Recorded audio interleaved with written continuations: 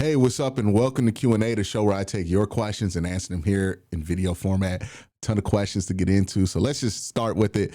First question comes from Covain88, who says, could you see the Browns making any significant moves at tight end in this draft class if they decide to let David walk, or do you think a cheaper free agency and relying more on Fanon Jr.? Significantly, this answer is going to be dependent on who they hire. If they fire Kevin Stefanski, right? If it's Kevin, maybe they bring in a free agent to pair with Fanon at a little bit of a cheaper number, right? That would make sense. Tight ends can be pretty cheap. If it's not Kevin, then the priority might be different depending on who you hire and what it is that they're trying to do. You might hire somebody who wants to go to more of a advanced RPO spread, and they don't have much use for extra tight ends on the roster.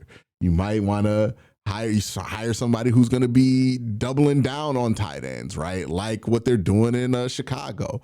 So really going to be dependent on who they hire and what they do at head coach at the end of the season. Big Griff with a question says, hey Q, listening to people talk about the Shedeur situation after hearing you compare it to the 5 stages of grief is hilarious. People are obviously in crazy denial about what seems like kind of obvious to me. If we have a choice between Mendoza and Moore, would you prefer younger, likely to have a higher upside and Moore, or you know what you're going to get type in Mendoza? I personally love the ideal of drafting Moore and letting him sit behind Shedeur. I also love every aspect of Mendoza. So this is interesting to me, and I think the college football playoff can have a little bit of a change here, right? The one thing that keeps having me go back to Mendoza is his performances at the end of very high pressure games, right? You go back to the Penn State game, you go back to the Oregon game, you go back to the Big Ten championship game. When the stakes were the highest for him this year, he pulled off some of his best work of the year.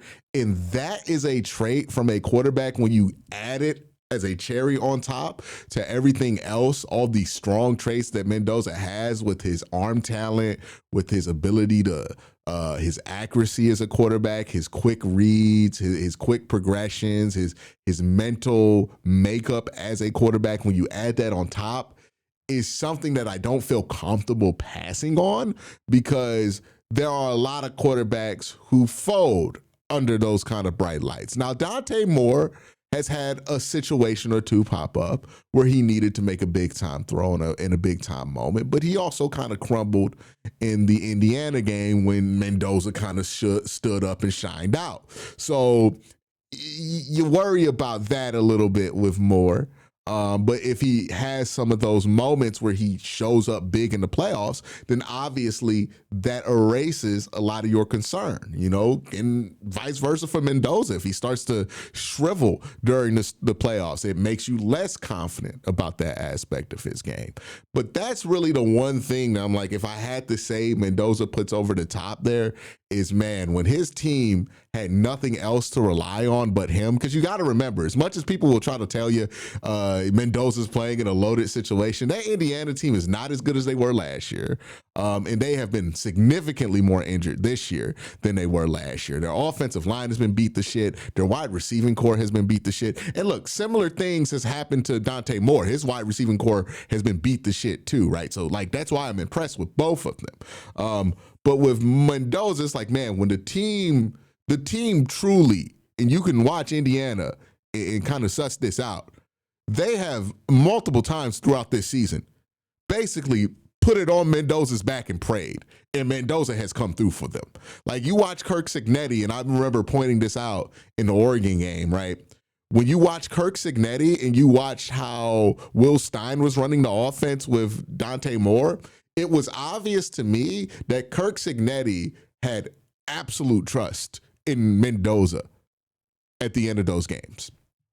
When I watch Oregon, that trust has gotten better over the course of the year, but it has not been the same with Moore as it been with Mendoza. Now, that might just be a coaching preference thing, but I think that's something to look at, right? Like, when we talk about a franchise quarterback, the most important trait that we want that quarterback to have is an ability to come through in the clutch, right? We could talk about arm strength, size, arm talent, ability to break the pocket, but if you can't come through in the clutch, you're not going to be one of those quarterbacks that people revere, right? You want a franchise quarterback who you feel like you got 2 minutes left in the game, he gonna make a drive and we gonna score this touchdown. That's how you know you got a franchise quarterback. And if I had to boil it down to that, the guy that makes me the most, like if I had one of these two guys and I'm down 2 minutes, who do I feel more confident in? I feel more confident in Mendoza because I've seen him do it versus some very tough situations on the road in Artisan Stadium, on the road in Penn State, Big Ten championship game versus Ohio State, right? None of those are home games for Mendoza. They're all at best neutral site games, even though, Indiana does play the Big Ten championship in Indianapolis, but also Big Ten fans travel really well to that game. Well, Ohio State fans travel really well to that game. So that's where I start to lean towards Mendoza. And then to address what you said at the beginning of this, the 5 stages of grief stuff with Shedeur. Yeah, I'm seeing people like pull up stat sheets and be like, oh, well, Shedeur's stats aren't that bad compared to Mendoza's, but Mendoza's stats are in the Big Ten, dog. I don't care. Like, Big Ten stats get much more weight with me than Big 12 stats. Especially like when you look at the Big 12 schedule that Shedeur played. It's not even a conversation worth entertaining. Nobody worth their salt as a evaluator is going to tell you that Shedeur's tape is better than Mendoza's tape, right? The only people who are going to tell you that are people who are heavily invested in Shedeur. But that being said, like, that's what I like about Mendoza, and why I think you could end up going with him over Moore is you feel much better about the game at the end of you feel much better about putting the ball in his hands at the end of the game than you do about Moore. And it's not because Moore's bad. It's just Mendoza has done it so much in his career. It's what made Joe Burrow such a special prospect too, right?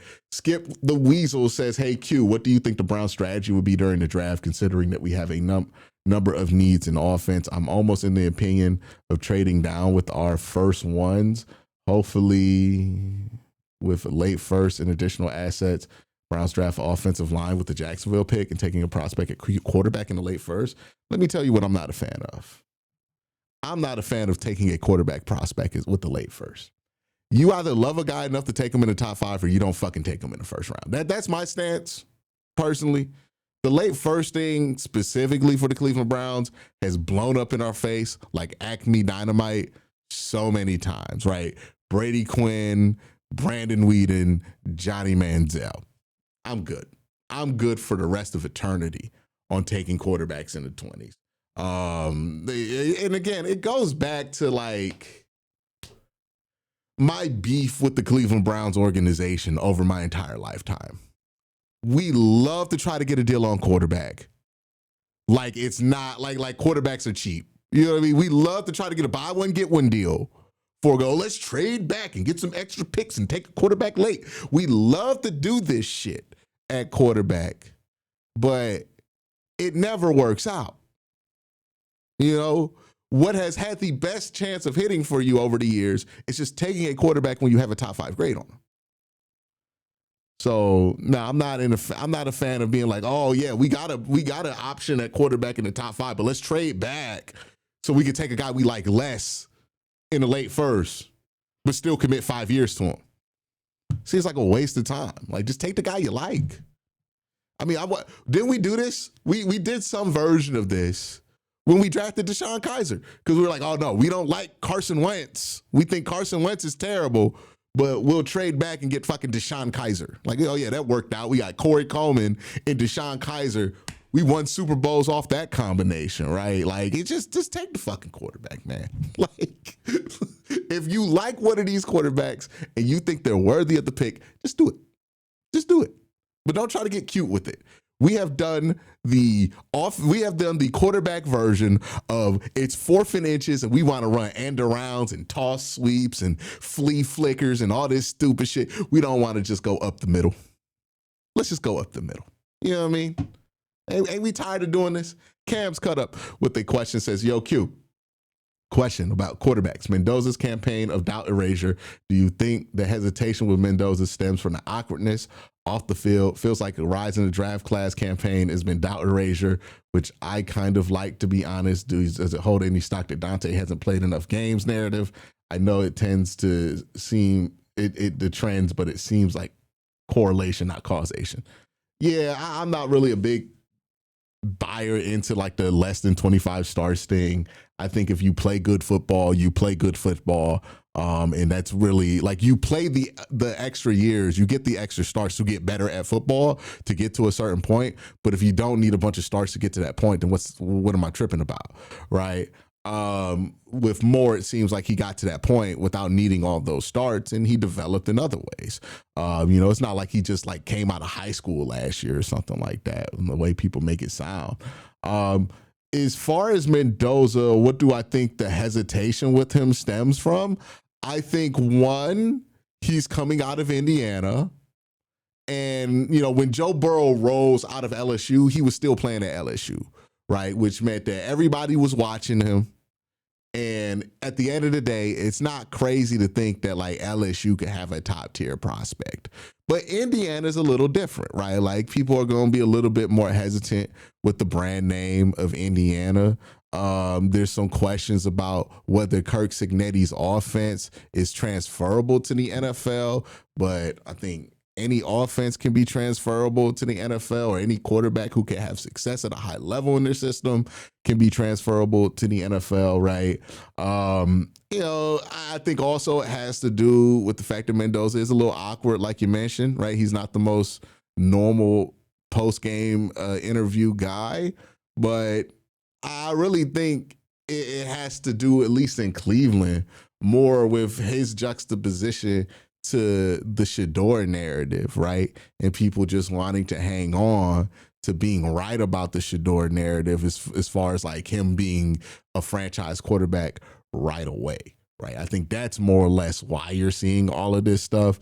If the Browns only had Dylan Gabriel, I think we would be a lot more welcoming of Mendoza. He also did come out of nowhere for some people, like not for this channel. We've been talking about Mendoza and his tape at Cal with people who have watched it since the summertime. But for others, Mendoza did kind of pop out of nowhere, and maybe they're just now getting familiar with him. But yeah, it's just, I think a number of things are combining. He's not the most visible prospect in the world. He's not coming from one of these schools with an elite brand name, right? So people are just kind of like, I don't know, right? But I think once people start to do their digging during the off season, I think a lot more consensus will be behind Mendoza than it is right now. Biggs on Biggs says this: at the point, do you think Andrew Schmeidt, however you say it, should be the kicker again? Absolutely. By the way, going to get to the next question, but I got to thank my sponsor, Sleeper. Real quick, just want to let you guys know Sleeper has a new offer here. They're offering a free $20 entry, no deposit required. And also, if you're a first-time user, you also will receive a 100% match on up to $100 when you use the promo code Worst Take. Again, $20 free, no deposit required. Plus, first-time users also receive a 100% deposit match up to $100. Join Sleeper. All right, next question comes from The Ruck, who says, so if Stefanski were to lose his job on Black Monday, who do you see as a potential favorite for his place? Now, I did a video like this for this yesterday, so please go check it out. But basically, it's about trade. So if you're firing Kevin Stefanski, you got to be honest about why you're doing it. It's because the offense hasn't been good. And if you're going to hire somebody, you have to have an answer for why the offense is going to be better with this guy as head coach. As far as names are considered, I'm not going to do names. I think people get too caught up in names. The names lead you to do gimmicky bullshit. A lot of good coordinators get hired that nobody's ever heard of that end up being really, really great head coaches. You got to open yourself to that possibility. And we have to accept the fact that we don't know enough about assistant coaches on coaches staffs to really have a valid opinion about anybody. So I stay away from the name game stuff, because I don't think it's a productive conversation. But if you want to hear more about my thoughts of what that position and who that person should feel like, then go ahead and check my video I did yesterday. Me Wit says, let's assume the Browns get a quarterback to focus on the next few years. Mendoza, Shador, whomever. How do we get Buccaneers Baker out of them and not Browns Baker? Currently, we have bottom tier offense and defensive rookies, but new coach, new ideas. We've seen plenty of times. We just got to commit. I think the biggest issue with Baker is that since he wasn't the choice of the people who ended up taking over, there was a lack of commitment to him from the beginning, right? And that lack of commitment turned into a bad relationship between the coach and the quarterback, which turned into the Browns looking to upgrade, which turned into Deshaun Watson, right? There just needs to be commitment between everybody there about what the plan is and who we're committing to at quarterback and how long we're going to commit to it. I think that's really the big key here. Jade Pump says this, hey Q, saw that Mary Kay interview drop where Kevin deserving a chance to coach with the quarterback that can win consistently. Is this a subtle hint that the front office is laying the groundwork that Kevin will be back next season? I just don't see how they're going to justify bringing him back, but I don't rule out anything. King Yada says, if the Browns don't lose out and aren't in position to draft more Mendoza, what do you think the plan of action would be? They would most certainly, without a doubt in my mind, trade back. But that's my thoughts. Thank you for watching Q&A. Y'all have a great day. Have an even better night. Peace.